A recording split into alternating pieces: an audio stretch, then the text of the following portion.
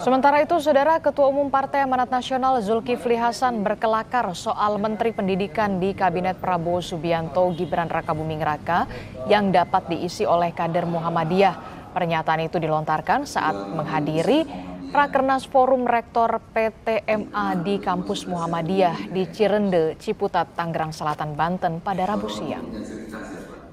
Karena politik itu selalu yang kuat, kadang-kadang nggak bisa bicara benar salah. Jadi kalau kemarin misalnya guru-guru kita banyak yang nggak kembali, itulah kebijakan politik penguasa.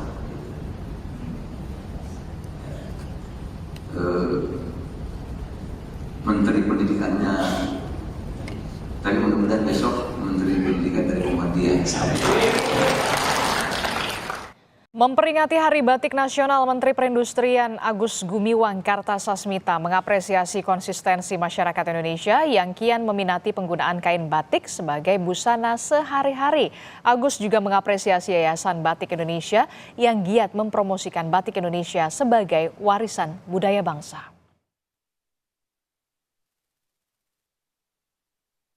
Kementerian Perindustrian melalui Industrial Festival 2024 berkolaborasi dengan Yayasan Batik Indonesia giat melestarikan budaya berbatik dalam kehidupan sehari-hari, sehingga memberikan inspirasi bagi generasi muda Indonesia serta memberikan nilai tambah bagi warisan budaya asli Indonesia.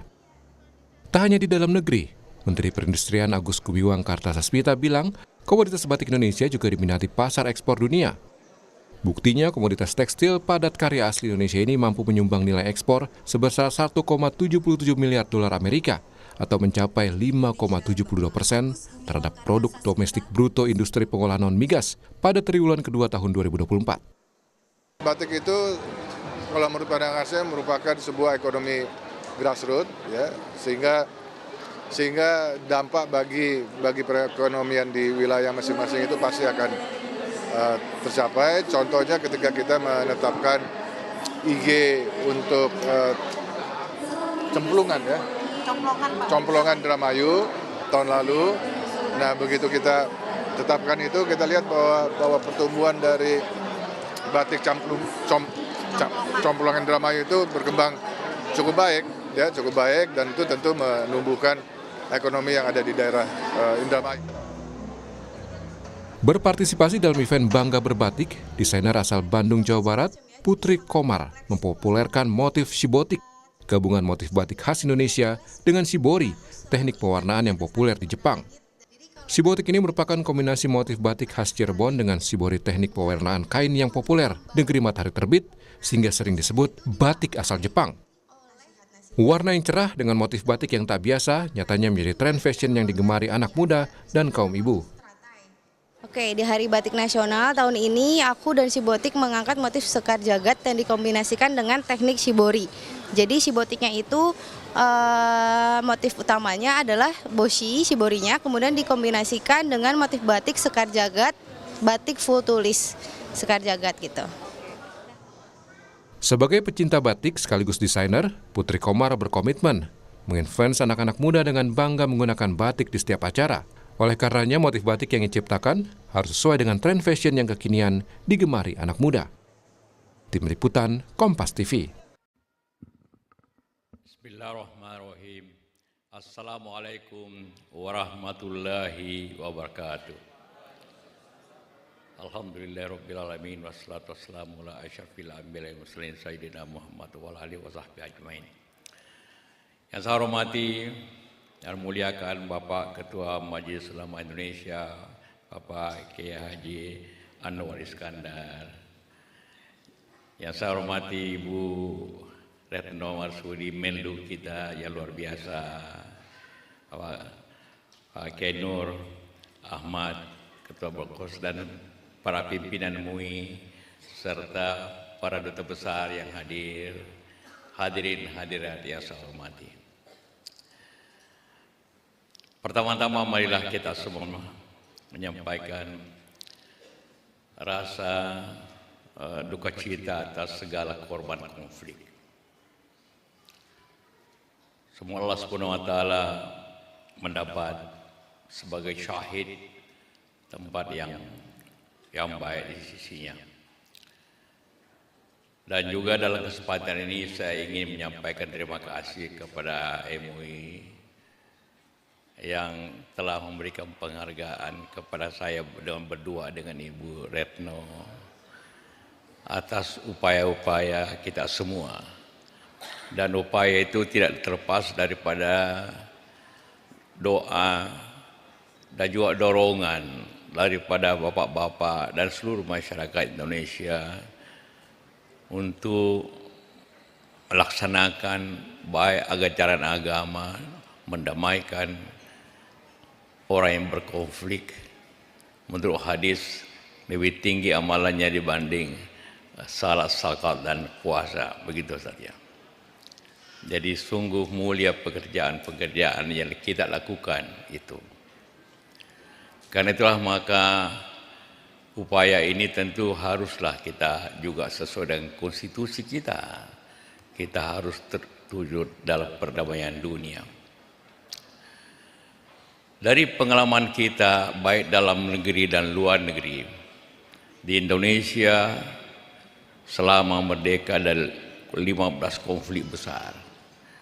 Dan 10 diantaranya itu terjadi karena ketidakadilan.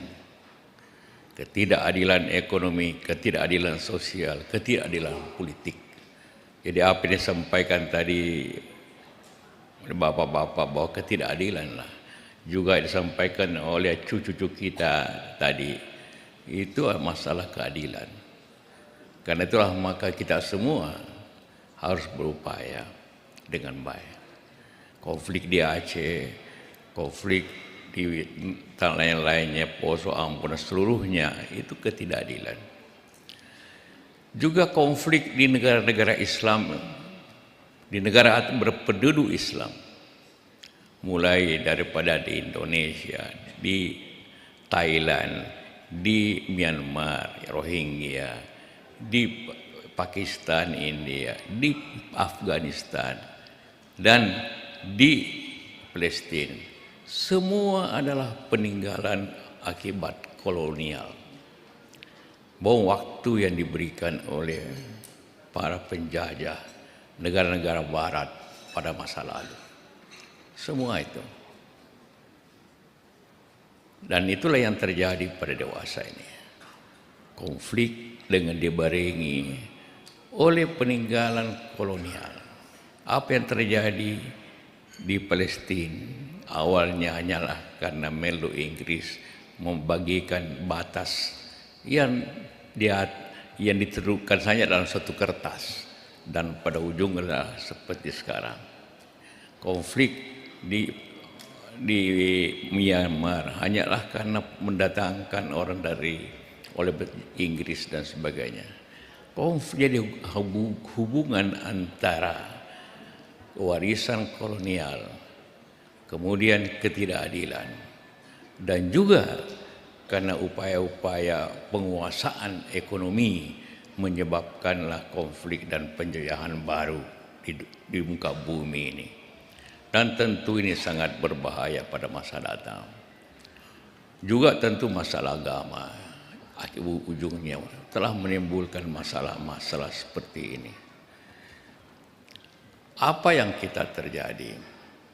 Tentu kita sangat menghargai upaya para pejuang-pejuang dimanapun.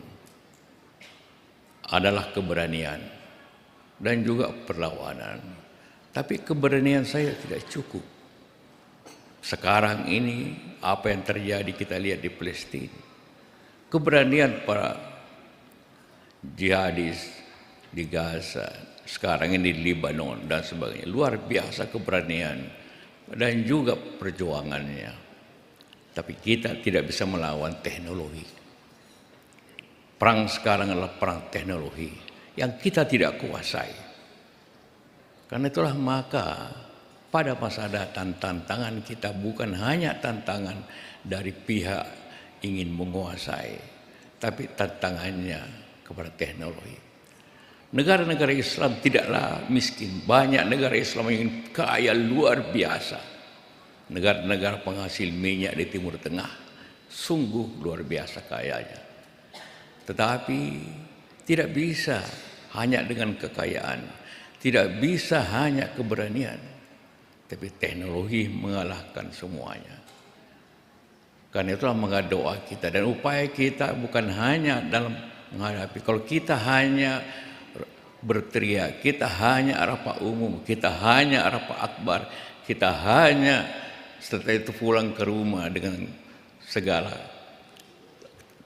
upaya-upaya doa kita, tapi tanpa upaya menguasai teknologi, maka negara-negara Islam akan terkuasai apabila kita tidak menguasai itu. Jadi jangka panjang adalah di samping menjaga keadilan dalam negeri dan dimanapun di dunia ini, maka penguasaan ilmu dan teknologi harus menjadi bagian daripada upaya kita masa datang. Siapa yang membayangkan bahwa pager yang kecil itu bisa menjadi bom yang luar biasa? Hanya teknologi yang bisa mengatasi itu. Siapa yang bisa mengebom persis kena pimpinan daripada Hamas, Imam Hania, persis kena di kamarnya. Hanya teknologi yang bisa melaksanakan itu. Keberanian tidak bisa melawannya. Walaupun kita menghargai Afghanistan, bahwa dengan keberanian dia melawan 3 negara besar penjajahnya, Inggris, Rusia, Amerika, dia bisa kalahkan dengan keberanian. Jadi keberanian, penguasaan teknologi, keadilan, itulah yang dapat menjadikan dunia lebih damai apabila kita terkebelakang.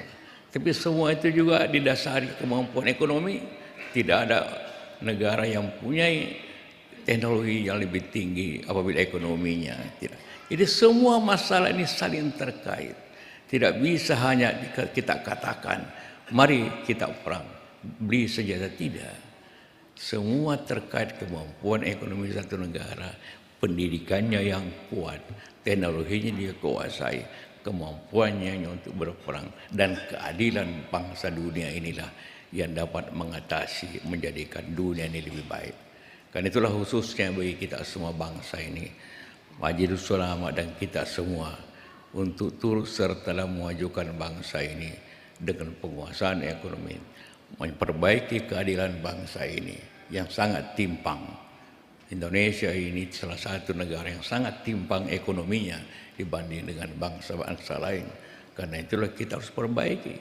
Kita tidak bisa hanya berkumpul di sini, berteriak di sini, mari kita ini hidup Palestina, hidup orang, tidak bisa. Netanyahu tidak peduli semuanya. Yang bisa mengalahkan itu hanya kemampuan teknologi. Saya katakan, yang bisa menghentikan perang di Palestina hanya 3 orang di dunia ini. Ialah Netanyahu, Yahya Sinwar sekarang Hamas, dan Presiden Amerika, siapapun presiden itu. Hanya 3 orang. Tidak ada negara lain yang bisa mendamaikan tanpa 3 orang ini. Sebenarnya tidak banyak. Marilah kita semua bekerja. Suatu negara tidak diabaikan apabila tidak punya kemampuan ekonomi yang kuat, tidak punya kemampuan pertahanan yang kuat, dan keberanian yang kuat. Itulah masalah yang kita akan hadapi dan kita harus perbaiki. Kenapa saya selalu bicara tentang pendidikan yang baik? Karena itulah yang dapat mengatasi masalah kita masa datang. Dan itulah menjadi modal negara siapapun untuk hidup damai, hidup dan melawan ketidakadilan dunia ini. Semoga kita semua pada hari ini bersama-sama untuk hal tersebut. Terima kasih. Wabillahi taufiq hidayah. Wassalamualaikum warahmatullahi wabarakatuh. Waalaikumsalam warahmatullahi wabarakatuh. Terima kasih Bapak Dr. Haji Muhammad Yusuf Kalla.